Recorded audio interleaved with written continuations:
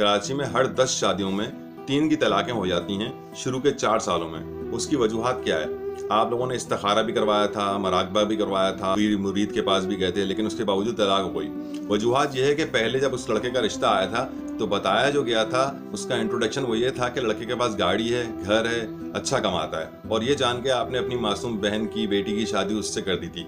हज़रत अली के दरबार में किसी शख्स के बारे में बात हो रही थी कि बड़ा नमाजी परहेजगार है, तो हज़रत अली ने फरमाया मुझे ये बताओ वो मामलात में कैसा है। तो हम लोगों के जो है ना, जब रिश्ते देखे जाते हैं ना, तो आंखों पे और कानों पे सोने चांदी के सिक्के लगा के देखे जाते हैं। मैं अक्सर बाहर देखता हूँ कि गाड़ी में लड़की बैठी हुई है, सूरत पे कोई भी रौनक नहीं है, उदास बैठी हुई है, और कार चलाता हुआ उसका शौहर जो है ना बड़ा तल्ख और सपाट और कड़क चेहरे के साथ है। पता चल रहा होता है कि इनके बनती नहीं है इन दोनों मियाँ बीवी की। आप लोगों ने लग्जरी लाइफ तो दे दी, लेकिन खुशी नहीं दी अपनी बहन बेटी को। हमारे यहाँ ये नहीं देखा जाता कि वो शख्स मामलात में कैसा है, उसके दोस्त उसके बारे में क्या कहते हैं, उसके कुलीग उसके बारे में क्या कहते हैं। हम बस ये देखते हैं कि दौलत कितनी है, और नतीजा ये निकलता है कि बार बार उस लड़की को धमकी दी जाती है कि ये लो अपना हक मेहर और चलती बनो। हर बात पे वो सुनती है, किलस्ती किलस्ती तरसती तरसती वो लाइफ जीती है। तो मैं आप लोगों से गुजारिश करूंगा, अच्छा इंसान चूज करें।